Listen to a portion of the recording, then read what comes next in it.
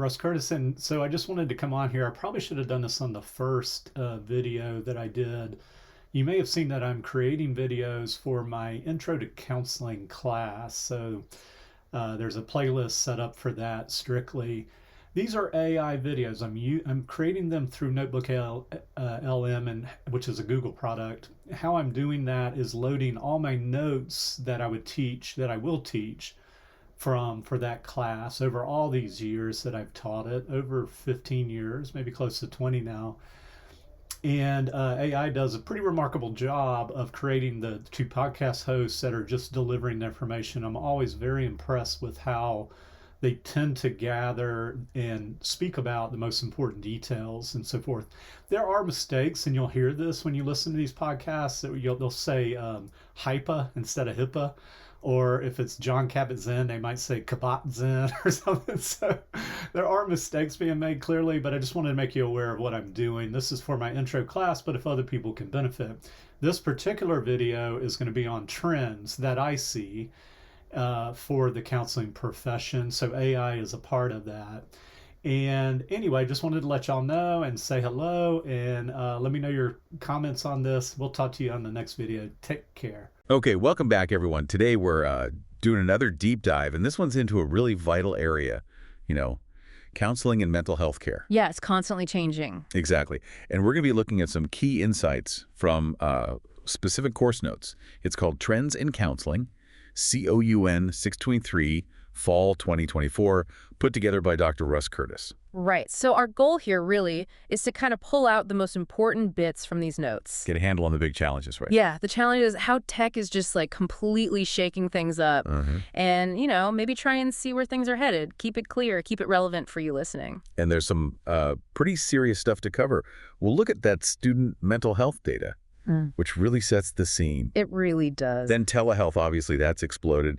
AI, which is, well, fascinating and maybe a bit scary. Definitely a double-edged sword there. Yeah, and other shifts, too, in how therapy is done, research, all that. So let's just jump in. Okay, so maybe the best place to start is just setting the context, the state of mental health right now.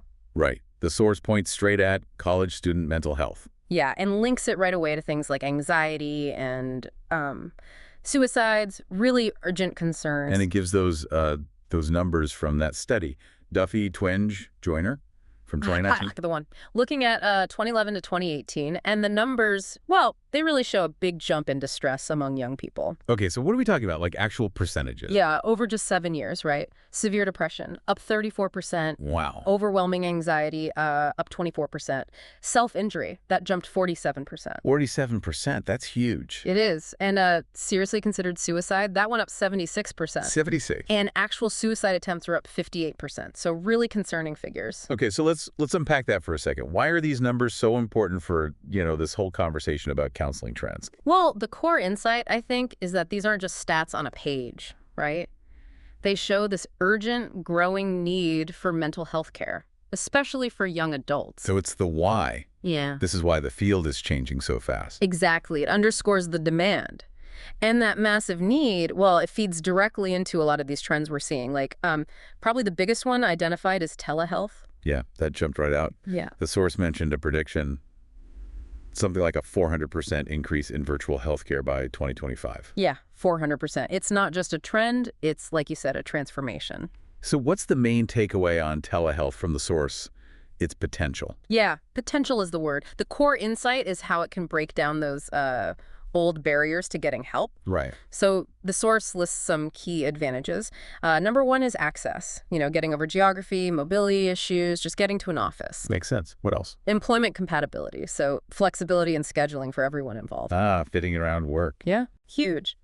Then compatibility with the nature of psychological disorders. A lot of issues actually respond pretty well to remote sessions. Okay. Cost factors, potentially. Maybe less overhead, no travel costs. Privacy to some people feel more comfortable in their own space. Interesting. And it even mentions text reliance, like maybe asynchronous communication, secure messaging, playing a role. Okay, but it can't all be positive, right? What about the downsides? The source must mention concerns. Oh, absolutely. And it's really clear about the concerns. Confidentiality is a big one. Right. You mentioned that before. You can't guarantee their end is private. Exactly, not like a soundproof office. Then there's the question about the depth of sessions. Do you lose something like subtle cues not being physically present? Yeah, I wonder about that. And the disinhibition effect, the screen makes people feel distant, maybe they overshare or share inappropriately. And it can be tough with really complicated disorders, things where you might need like in-person crisis help or close observation. So, a lot to weigh up. How does the source say practitioners should handle this? Make telehealth work effectively? Right. So the insight is you need to be really intentional about it. It gives some very practical tips for effective telehealth. Like what? Things like making sure you have a neutral professional background on camera, knowing exactly who to contact if there's a client emergency. Okay, got the practical safety stuff. Yeah. And being upfront about things like taking, the client might hear you typing. That's a good point. What about structuring the session itself? Yeah, it mentions starting by briefly summarizing themes from the last session, kind of grounds things. Okay. And using tools like a session rating scale or outcome rating scale at the end, even e-versions to get that feedback. Right. Keep track of progress. Makes sense. And other practical things, making sure the client's in a private place, door closed. Using a HIPAA compliant platform, professional Zoom gets mentioned. That's the secure video platform standard. Yeah, right. Acknowledging it might feel awkward at first. Having a backup plan if the connection drops, like switching to a phone call. Always need a plan B with tech. Definitely. Getting explicit permission to even do the session online. Dressing professionally, even camera framing, face framed about 2 feet away. It all adds up to creating that professional space virtually. The source even shows examples, right? Like virtual classrooms or counseling offices. Yeah, showing how spaces are being adapted. And it uses the WCU Counseling YouTube channel as a case study of this digital growth. Oh yeah, the numbers on that were wild. Totally. From like hardly any views in 2012 to 3.4 million views and 27,000 subscribers by late 2024, reaching tons of countries. That just shows the scale, doesn't it? People are really turning to online resources. Undeniable. Which brings us neatly to the next massive trend prediction, AI, artificial intelligence. Right, gets mentioned multiple times. So what's the source saying about how AI is being used or could be used in counseling? Well, it explores quite a few potential applications, starting relatively simple maybe. Okay. But like using chatbots, not for deep therapy, but maybe for general psychoeducation, pointing people to information. Basic support stuff. Makes sense. Yeah. Then it moves into more complex areas like potentially helping with assessment and diagnosis support. How would that work? So it gives an example. You input symptoms, stomach issues, hypersensitivity, irritability, that kind of stuff. Right. I remember reading that list. And the AI suggests possible diagnoses like somatic symptom disorder, GAD, major depressive disorder. But, and this is crucial, the AI itself says only a qualified pro can actually diagnose. Okay, so it's a tool for the clinician, not a replacement. That's a key distinction. Absolutely essential. Then it mentions other uses, like maybe helping create assessments or drafting clinical notes. Administrative help almost. Streamlining things, okay. Yeah, and it gets into AI generating things like personality-based feedback. Oh yeah, that example was detailed. With the Cherokee heritage and all the different personality types, ENTP, Enneagram 3. Right. Using multiple frameworks, MBTI, 5-factor model, Enneagram, even astrology mentioned in the prompt. The AI takes all that and gives feedback on strengths, challenges, cultural identity, coping styles, all tailored to that specific profile. That's pretty sophisticated tailoring. It is. And similarly, it shows AI assisting with precision counseling treatment plans. Another example. Yeah, a client profile, high conscientiousness, neuroticism, ISTJ, Native American background, experiencing panic, depression, social anxiety. Right. And the AI suggests components for a plan. CBT, mindfulness, maybe discussing meds like SSRIs, making sure it's culturally sensitive, tailoring it to the ISTJ preference for structure. Again, highly specific, but still needing that professional overlay. Yeah, absolutely. The AI itself notes it's a generalized plan needing professional judgment and client input. The compelling thing is how it digests all these different data points, symptoms, personality, culture, to offer these very specific starting points. It's more than just keywords. Right. And then the source throws in this like almost sci-fi concept. Uh-oh. What now? AI looking at an image someone sees and their brain activity at the same time and figuring out what the image is just from the brain waves. Whoa. And the source asks, could this really specific interpretation of perception, could it help people who experience hallucinations? It's a mind-bending question. Yeah. But okay, potential is there, but surely the source talks about the risks, the worries. And immediately, right after that, it pivots hard to the AI considerations and concerns, and it does not hold back. What does it say? It says the industry is basically racing to add AI, but with little concern for safety. Racing. Okay. Yeah, and it uses this really strong phrase, a race to the bottom of the brainstem. Wow, what does that even mean? It suggests this, like reckless rush into the very core of human experience, cognition, maybe ignoring safety, ethics, just to innovate fast. It's meant to sound alarming. It does. That phrase definitely sticks with you. Any other specific risks mentioned? Yep. Practical ones like deepfakes, those super realistic fake videos or images being used to scam people. Right, we hear about those. And a general concern that AI is just learning way faster than anyone expected. So it's outpacing our ability to understand or control it. That's the implication. Yeah. So the core insight here about AI is this real duality. You've got these incredible potential tools, but they come packaged with serious ethical safety risks. So the field needs to be really careful, really thoughtful. Extremely. Proactive regulation, constant ethical checks, ensuring the tech serves people, doesn't compromise them. And there's that quote too, right, about fishing. Oh, yeah, the Tristan Harrison Ezra Raskin quote. It's powerful. Starts with the classic, give a man a fish, proverb. Feed him for a day, teach him to fish, feed him for life. Yeah, but then the AI twist. Teach AI to fish, and it will teach itself biology, chemistry, oceanography, and fish all the fish to extinction. Oof, okay. So the insight there is AI's power is exponential, potentially system-altering, and maybe uncontrollable if we're not incredibly careful. Exactly. A really potent warning about unintended large-scale consequences. Okay, so beyond those huge tech trends, telehealth and AI, what other shifts does the source highlight? Yeah, it covers quite a bit more, looking at how practice and theory are evolving. Like therapeutic approaches. Definitely. It mentions growing emphasis on things like motivational interviewing, Yeah. Helping people find their own motivation to change, trauma-informed therapy, which is huge, recognizing how common trauma is, positive psychotherapy, focusing on strengths, and also feminist and post-colonial theories. Bringing in social context. Exactly. Bringing awareness to social justice, power dynamics, cultural background, how all that impacts mental health. So the insight is a move towards more specialized, strength-based, and really context-aware ways of working. Okay. What else? The push for integrated care, connecting mental and physical health services. Because they're not separate issues. Right. Right. Specialized areas, too, like specific focus on working with veterans and their families, recognizing unique needs there. International counseling is mentioned, too, thinking globally about culturally appropriate support. That TED Talk reference. Possibly related to that, yeah. And then just shifts in practice focus. How so? Like more use of systematic feedback and accountability, using data to see what's working. The growth of coaching as a related field, often goal-focused, and just seeing more clinical mental health counselors, CMHCs, in places like schools. Expanding access points. Yeah, and it explicitly notes the increasing role of both technology and medicine together.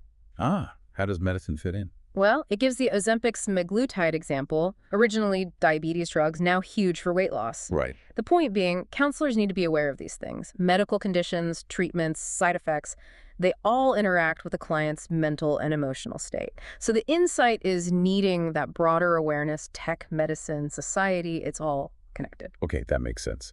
So let's shift gears a bit to the foundations. The source talks about research and training, right? It mentions something called WEIRD research. Ah, yeah, WEIRD. This is a really important point about where our knowledge comes from. Okay, what does it stand for? It's an acronym. Western, educated, industrialized, rich, democratic. Okay, so populations from places like the US, Europe, Australia, maybe? Generally, yes. And the concern, highlighted in the source, is that a huge percentage of psychology research has historically used participants primarily from these groups. So the findings might not apply to everyone else. Is that the issue? That's exactly the insight. If most of your research subjects share this specific cultural background, how universal are the findings? It points to a potential bias in our knowledge base. So for you listening, this means maybe being critical about applying research findings universally. needing that cultural humility. Precisely. It emphasizes needing culturally responsive practice, looking for research with diverse samples.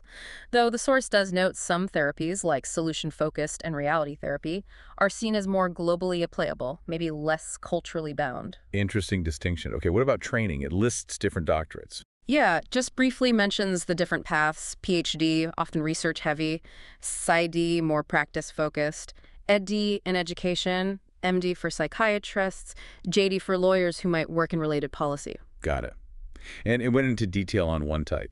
Yeah, it described the structure of a Ph.D. in counselor education, specifically mentioning programs common in North Carolina. What's involved there? So the insight is understanding the path to training future counselors and researchers. Typically 60-hour programs postmasters, about 2 years of intense coursework, Okay. 2 separate 300-hour internships, so lots of supervised practice, and then usually a full year dedicated to the dissertation.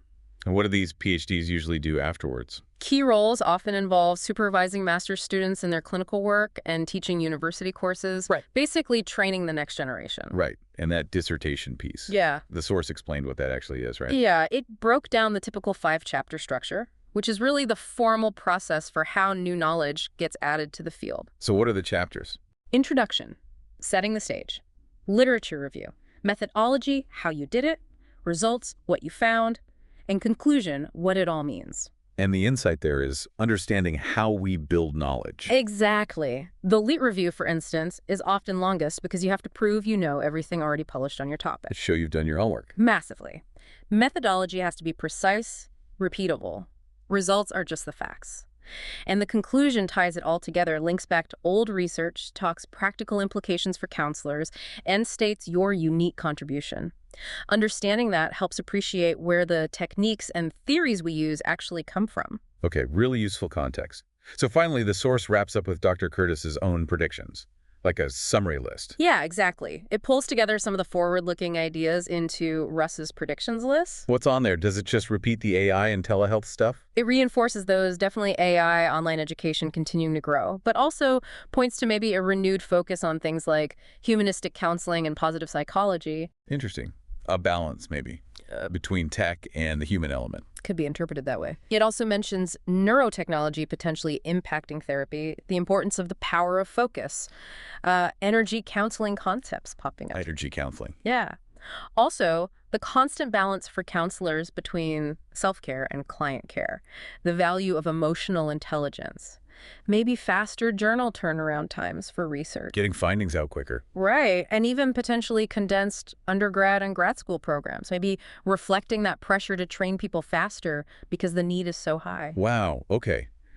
We have definitely covered a lot of ground here. Yeah. This deep dive into counseling trends using Dr. Curtis's material has been, well, eye-opening. It really has. We've gone from those really stark numbers about student mental health Setting that urgent scene. through the huge impact of telehealth and AI, both the good and the concerning. That complex duality. Touched on how therapies themselves are evolving, the importance of integrated care, specialized areas.